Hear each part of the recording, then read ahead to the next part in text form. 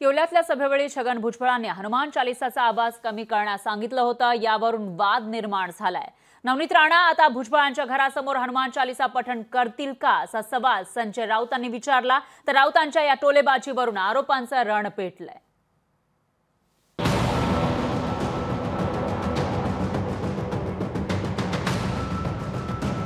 हिंदुत्वाचा पुरस्कार करणाऱ्या महायुतीच्या मंत्र्यांना हनुमान चालीसाची ॲलर्जी आहे का असा प्रश्न निर्माण झालाय। येवल्यात छगन भुजबळांचं भाषण सुरू असताना मंदिरातल्या स्पीकरवर हनुमान चालीसा सुरू झाली। त्यावेळी भुजबळांनी पोलिसांना हनुमान चालीसाचा आवाज कमी करायला सांगितलं। बजरंग बलीची आरती चालू आहे। होय, आरती नाही, हनुमान चालीसा दररोज लागते। थोडा शक्य जरा आवाज जरा कमी केला तर बरं होईल। थोडा वेळ आवाज कमी करा। थोडं पोलिसांना माझं सांगणं आहे, एक 10 मिनिटं। या घटनेवरून शिवसेना उद्धव बाळासाहेब ठाकरे पक्षानं नवनीत राणा यांच्यावर निशाणा साधलाय। नवनीत राणा आता भुजबळांच्या नाशिकमधील भुजबळ फार्मवर हनुमान चालीसा म्हणण्यासाठी जाणार आहेत का असा सवाल संजय राऊतांनी विचारला। याच्यावरती अजित पवार साहेबांनी बोललं पाहिजे। त्यांचे नेते जे आहेत बॉस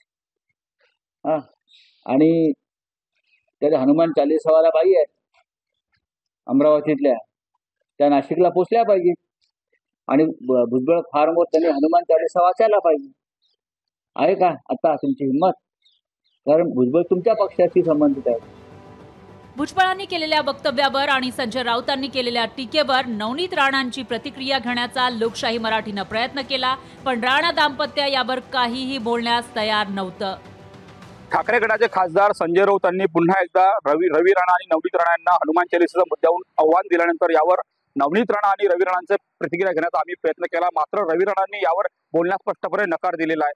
मात्र आपण जर बघितलं तर महाविकास आघाडीचं सरकार असताना, उद्धव ठाकरे मुख्यमंत्री असताना मोठा हट्ट जो आहे, जो राणा दाम्पत्याने मातोश्रीवर हनुमान चालीसामध्ये पठणाचा धरला होता, मात्र यावर आता मात्र रवी राणांनी बोलणं मात्र यावर टाळलेले आहे। नवनीत राणा भुजबळांच्या घराबाहेर जाण्याऐवजी मातोश्री बाहेर पुन्हा हनुमान चालीसा म्हणायला येतील असा टोला शिवसेनेनं लगावला। तिला आणखीन एकदा मातोश्रीला पाठवण्याचा तर योग येणार आहे। ती मातोश्रीलाच गेलेली बरी आणि म्हणून कोणी कुठे जावं याच्यासाठी संजय रावचे मत घेण्याची काही आवश्यकता सुद्धा नाही। तिला आणखीन एकदा मातोश्रीला पाठवण्याचा तर योग येणार आहे। ती मातोश्रीलाच गेलेली बरी आणि म्हणून कोणी कुठे जावं याच्यासाठी संजय रावचे मत घेण्याची काही आवश्यकता सुद्धा नाही। कोरोना काळात हनुमान चालीसा पठण हा महाराष्ट्रासाठी राजकीय मुद्दा झाला होता। हनुमान चालीसा प्रकरणी भुजबळ बहाणा होते, पण शिवसेना युबीटीचा खरा निशाणा नवनीत राणांवर होता। आता या प्रकरणी राणा दाम्पत्य कधीपर्यंत चुप्पी साधतात हे पाहणं औत्सुक्याचं ठरणार आहे। अमरावतीवरून सूरज दहाडसह महेश महाले, लोकशाही मराठी, नाशिक। लोकशाही मराठी ऐका, पहा, जागरूक रहा।